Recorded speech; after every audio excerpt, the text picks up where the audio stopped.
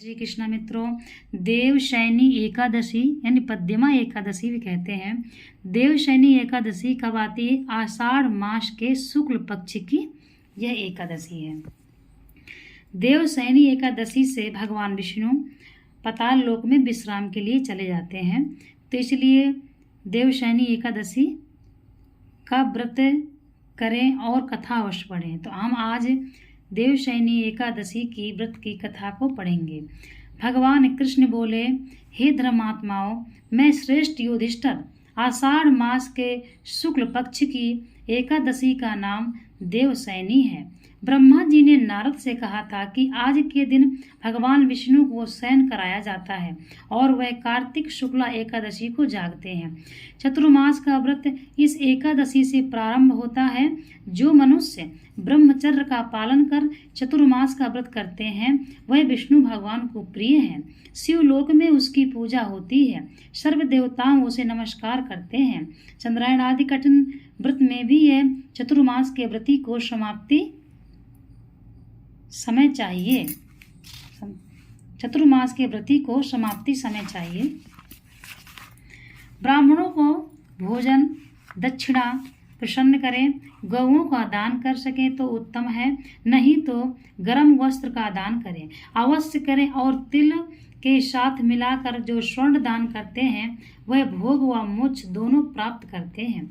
गरीबों के लिए गोपी चंदन का दान देने से भगवान प्रसन्न होते हैं। हल्दी के दान से गौरी शंकर जी को प्रसन्नता होती है और चांदी के पात्र में धरकर हल्दी का दान देना वामन भगवान की प्रसन्नता के लिए है। ब्राह्मणों को दही भात का भोग लगाना चाहिए। चतुर्मास व्रत में जो एक बार भोजन करते हैं, समाप्ति में गरीबों को अन्न खिलाते हैं, वह स्वर्ग को जाते हैं।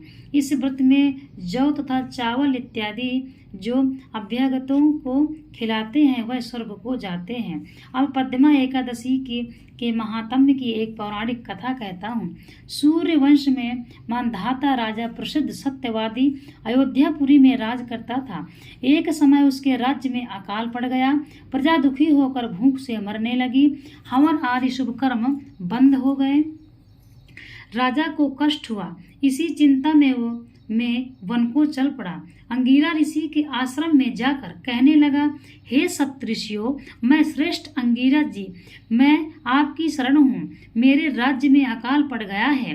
प्रजा कहती है कि राजा के पापों से प्रजा को दुख मिलता है और मैंने अपने जीवन में किसी प्रकार का कोई पाप नहीं किया है। आप दिव्य दृष्टि से देखकर कहो कि अकाल पड़ने का क्या कारण है। अंगीरा मुनि बोले, सतयुग में ब्राह्मणों का वेद पढ़ना और तपस्या करना धर्म है, परंतु आपके राज्य में आजकल एक शूद्र तपस्या कर रहा है। शूद्र को मारने से दोष दूर हो जाएगा, प्रजा सुख पाएगी। मांधाता बोले, मैं उस निरपराध तपस्या करने वाले शूद्र को न मारूंगा। आप इस कष्ट से छूटने का कोई सुगम उपाय बताइए। ऋषि राज बोले, सुगम उपाय कहता हूँ।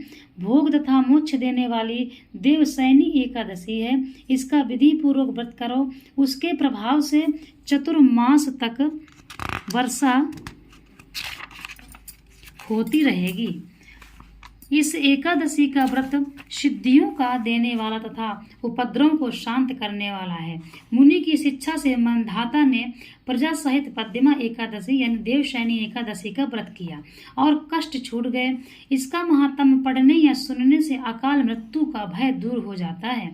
आज के दिन तुलसी का बीज पृथ्वी पर या गमले में बोया जाता है तो महान पुण्य होता है। तुलसी की छुई हुई पवन से ही यमदूत भय पाते हैं। जिनका कंठ तुलसी की माला से सुशोभित हो उसका धन्य जीवन समझना चाहिए। तो इस प्रकार यह देवशयनी एकादशी है। इसको पढ़ने से, सुनने से, सुनाने से बहुत ही इसका महात्म्य है। यह एकादशी आषाढ़ मास के शुक्ल पक्ष में आती है। इस दिन भगवान विष्णु को सुलाया जाता है और भगवान विष्णु चतुर्मास के लिए अपना विश्रामावस्था में चले जाते हैं। इसलिए ये कथा बहुत ही महत्वपूर्ण है। राधे राधे। जय श्री कृष्ण मित्रों।